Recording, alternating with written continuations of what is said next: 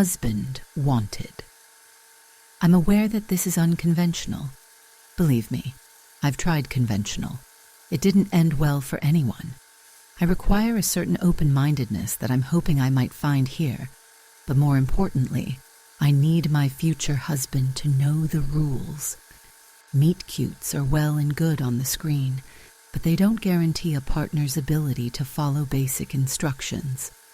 That was my mistake the first time. So, begging your pardon for my bluntness, I'm going to be clear about my requirements. Please read carefully. If you can't meet them, there's no point in going any further. Must want children. At least one child, anyway. I'm open to the idea of more, but one is an absolute must.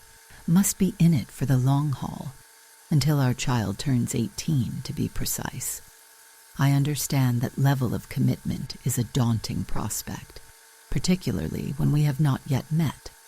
After our child is born, you are welcome to ignore me, if you please, or take your pleasure elsewhere, though I will warn you that it might be difficult to come by. But you will live under my roof until our child is an adult, homebody preferred.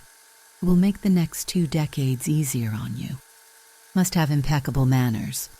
I will provide a manual outlining the required etiquette, but you must at least have a grasp of basic courtesy to begin with.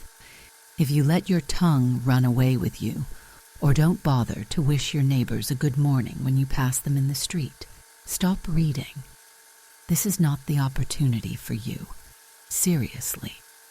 This is the part where I should talk about myself, but let's face it, this is hardly a romantic proposal. I require commitment up front, and there's no guarantee that once we do meet, we'll really even like each other. If we do, fantastic. It'll help the years fly by. If we don't, you'll still have the main prize. Years of rent-free, expenses-free living at the Old Oak Hotel. A sanctuary has stood in this spot in one form or another since before the ley lines. During its tenure, it has been flooded, put to the flame, and pounded into dust. Time and again, it has been reimagined and rebuilt. Most of the current building dates back to Victoria's reign, though the oldest parts were constructed in the 13th century. At the very bottom of the garden, cut into the surrounding hills, there is a cave bearing handprints of red ochre. There has always been an Edwards at the hotel, though of course we haven't always gone by that name. You would think a family so tied to one place would do a better job of keeping records, but no one is certain of our origins. Perhaps it was a cosmic bargain, or perhaps mere luck, whether good or bad. I have never been able to decide. Either way, our presence is required. Throughout our spotty past, there's a story here and there of an Edwards deserting their post, and it always coincides with a particularly brutal period of history. I inherited the position 5 years ago. At midnight on my 18th birthday, my parents took their already packed suitcases and left. I don't blame them for their abandonment. I intend to one day do the same thing to my, or, hopefully, our child. They send me postcards and photos from time to time, always smiling on sunny beaches. Money isn't a concern for them. That's part of whatever mysterious deal our ancestors made. When a caretaker leaves in good standing, they will never want for anything again. They could travel the world for the rest of their lives, always sleeping in the softest sheets and dining in the finest restaurants, and never find their pockets empty. Keep this point in mind, for if you can meet my requirements, you will share my good fortune. And what must we do in return? I can all but hear you scream the question. Why? Very little. The presence of an Edwards ensures that the guests can't stray from the hotel grounds. Most of our guests are live-in residents, though we do get the occasional walk-in. Where they come from, I don't know, for we are not visible to most people who stumble upon our lonely corner of the world. I've come to believe the hotel chooses to reveal itself, when it's lacking entertainment or to fill a need. Jimmy, my first husband, was one such guest. For the most part, the guests are harmless. They'll give you a little fright from time to time, popping out from a wall or turning your bathwater into blood, but I find it hard to hold it against them. I've found 23 years here dreary. I can't imagine how bored I would be after 500. There are a few exceptions you should be aware of. Eric, our resident serial murderer. He claims to have been Jack the Ripper while he still drew breath, but I think he's just a blowhard. He knows better than to harm an Edwards, but I'm afraid spouses are fair game. Years ago, my grandmother managed to confine him to the 4th floor, so you will be perfectly safe from him as long as you never set foot there. Occasionally, the lift will stop on that floor, even though you haven't pressed the button for it. Do not get out, even if the lift appears to be on fire or starts filling with murky water. Wait for the doors to close again, then go to another floor. It should only take a few hours. The thing in the cellar. I don't know what it is. No one ever has. We only know it eats rats and must be fed once a day. If I'm ever ill or incapacitated, this task will fall to you. Harvest the rats from the traps in the garden, then stand at the cellar door and throw them down the stairs. Do not walk down the stairs, and do not forget to feed it. You don't want to be the first person to see its face. Mrs. Jones, old-fashioned and a stickler for manners. She's the reason I'm advertising for a husband rather than a boyfriend. She won't abide a couple living in sin under the same roof as her. Really, though, she's a sweet old thing, full of stories about the war and always ready to help if I get stuck on a recipe. I don't blame her for what happened with Jimmy at all. I'd warned him enough times. Guests aside, there are other rules you will need to follow to ensure a safe, satisfactory stay at the Old Oak Hotel. They are listed in a book that has been repenned many times over the centuries. If you choose to accept this opportunity, I will insist that you read it until you can recite the pages word for word. However, there are some rules so critical for your survival that I feel compelled to list them here. With the exception of the 4th floor, you are welcome to roam the hotel and its grounds as you please, but you must never set foot outside of our land, not until our child is old enough to fulfill their duties. If I were to do so, it would unleash pandemonium, plague, peril, perhaps another world war. I'm afraid you would be less crucial to the fate of the world, but it would certainly be a personal disaster. Never look in the mirrors in room 33. I've touched this point already, but it bears repeating. Never be rude to Mrs. Jones. Failure to observe that last rule is what got Jimmy. She doted on him. I think he reminded her of her long-dead son, for she pampered him as if he were one of her own. Each morning, she had breakfast ready for him before I had so much as opened my eyes, and she developed a habit of trailing along after him, complimenting his skill as he oiled rusted hinges or set a crooked picture straight. At first, Jimmy basked in the attention, but by the end of his 2nd month, he was growing bored of Mrs. Jones, me, and the hotel itself. We pride ourselves on our facilities. If you need more activity than a turn around the garden, we have a lovely indoor pool. It freezes over every now and then, but most of the time it's perfectly usable. Our library is unmatched. Although the room is cramped, it has every book imaginable. You only need to think of a particular title, and it will appear on one of the shelves.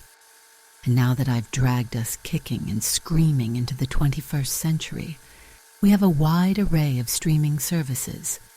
It wasn't enough for Jimmy. He wanted to go out, eat in a restaurant, watch a film in the cinema, see any faces other than the ones he was surrounded by every day. He began having a drink each evening. One drink turned into several. and after a few weeks the bar became his permanent residence between dusk and midnight. He wasn't the only one getting bored. I had been thrilled when he first arrived, ecstatic when he agreed to stay. How marvelous to feel real flesh beneath my fingers after 5 years of only the dead for company. What a relief to have some assistance in the many tasks required to keep the hotel running as it should. The more he drank, the less inclined he was to help, or even spend time in my company. He no longer visited my bed, choosing a room for himself on the opposite end of the floor. When our paths did cross, at best he would ignore me. At worst, he would nitpick or outright rail against me, blaming me for his captivity. Still, I made an effort to be present whenever he frequented the bar. As lovely as Mrs. Jones can be, she does have a tendency to nag. Before and after her death, she was close to teetotal, only consenting to take a single sherry at Christmas, and drinking outside of special occasions is something of a bugbear of hers. "Think of your health, dear," she would tell Jimmy brusquely. "You'll miss it when it's gone." Or, "How about we switch to a nice apple juice now? You've had quite enough to drink for one night." Most of the time, Jimmy managed to pull himself together enough to flash a charming smile and distract her with a compliment about her latest meal. But after one drink too many, I'd noticed him gritting his teeth and just barely managing to hold his tongue. It was better if I was present. Playing the doting wife, I insisted on pouring his drinks, watering them down out of his sight. When Mrs. Jones's nagging bordered on relentless, I could always distract her with a game of gin rummy. On his final day, I was running behind. The ghoul on the second floor, usually the least demanding of our guests, had come down with some dreadful illness, or else decided he wanted to inconvenience me. Either way, I had woken that morning to the foulest stench I had ever experienced. I followed it to his room and found every surface covered in putrid green blank gunge, its consistency somewhere between mucus and vomit. All day I scrubbed, taking only brief breaks to step outside before I fainted.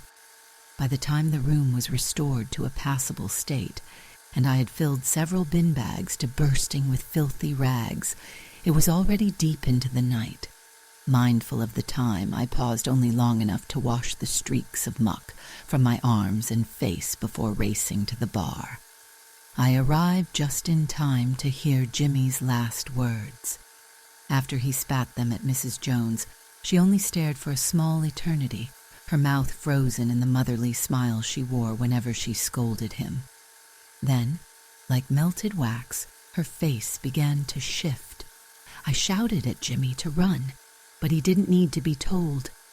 Before the words left my mouth, he leapt from his bar stool and streaked through the door.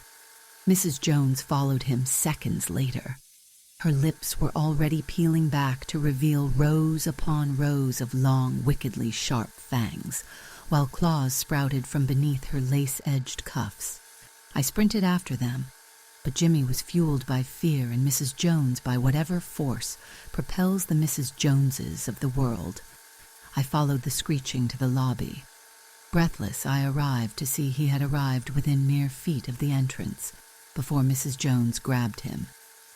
Claws wrapped around his throat, she lifted him into the air. As I watched, her jaw unhinged, the lower part dropping so that it was nearly level with her chest. That sight drove all the sense out of my head. Forgetting every rule my parents had ever drilled into me, I lunged at her. She batted me away as though I weighed no more than a fly. I crashed into the reception desk, the breath bursting from my lungs in a great whoosh. I was certain that I would die, for no amount of effort seemed to force air back into my aching chest. At last, as my vision began to dim, I managed to take a small gulp, then another and another, until I was able to draw myself together enough to regain my feet. By that time, Mrs. Jones had nearly finished her dinner. Jimmy's chest was splayed open, muscle and shattered ribs protruding every which way from his flesh, and she was devouring the last few bites of his heart. His head was angled towards me. The light had winked out from his eyes, but they still held his final terror, and an accusation which, I was quite certain, was directed at me. I would like to say I felt only horror, but I couldn't help my sudden jolt of irritation. How many times had I told him to mind his manners? Mrs. Jones gulped, the sound thick and wet in her gullet, and dropped what remained of Jimmy to the floor. Then she turned to me. "Here's another rule for you, one which I hope you never have cause to use. Never interfere with a kill." The Mrs. Jones who used to kiss my grazed knees, who argued with my mother for the right to read me bedtime stories, was no longer at the wheel. No amount of pleading or reasoning would move her. I could only run. Spinning around, I vaulted over the reception desk and raced for the office behind it. If Jimmy had not been out of his mind with fear and booze, he might have remembered the rules and survived. It was one of several staff-only rooms throughout the hotel warded to keep out unwanted guests. Just 10 steps from desk to door, yet it was the longest journey of my life. My hard-won breath burned my throat. My heart pounded in my ears, deafening me to all other sounds than Mrs. Jones's heavy pounding footsteps. Grasping the handle, her hot, copper-tanged breath was on my neck. Fire exploded in my flesh as she raked her claws down my back. A step further away, and I wouldn't have made it. The pain would have been too great. But I managed to throw myself into the office and slam the door before crumpling to the ground. Before I passed out, I heard her grunting and shrieking outside, furious that she couldn't get in. 3 days I spent in the office, emerging only to feed the thing in the cellar, before scurrying back to my hiding place. Whenever I left, I tried not to look at the mangled heap that used to be Jimmy. There was no avoiding the smell, though. With no small difficulty, and the help of a first aid kit, I managed to treat and bandage the wounds on my back. They bled sluggishly all throughout the first day, but thankfully didn't fester. On the morning of the 4th day, there was a tentative knock on the door, followed by the sound of rapidly retreating footsteps. I waited until they had disappeared down the corridor before cracking the door open. On the floor was a freshly baked Victoria sponge and a beautifully written note of apology. It took every ounce of courage I possessed, but that evening I forced myself to go to the dining room. Mrs. Jones was waiting for me, her eyes red-rimmed, a steaming cottage pie on the table. I tried not to flinch as she took my hand, reiterating the apology she had already delivered in writing. The next morning, she helped me clean Jimmy up.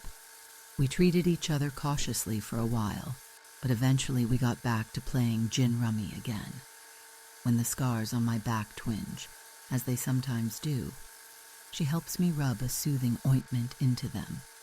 Even though I've told her it's not necessary, she apologizes every time. So you've heard my story and you have my proposal. If you think you could be the man for me, I invite you to visit. You will need to drink a cup of ram's blood. A pinch of nutmeg makes it a little more tolerable, and light a black candle before bedtime. When you next wake, you will find yourself at our gates. As travel arrangements go, it's hardly the Orient Express, but it beats the airfare.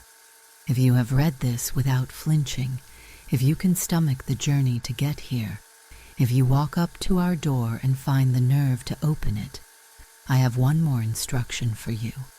Just as you enter, look to your right. You will see a deep brown stain on the lobby carpet. I've scrubbed and scrubbed, but it just won't come out. Perhaps that's for the best.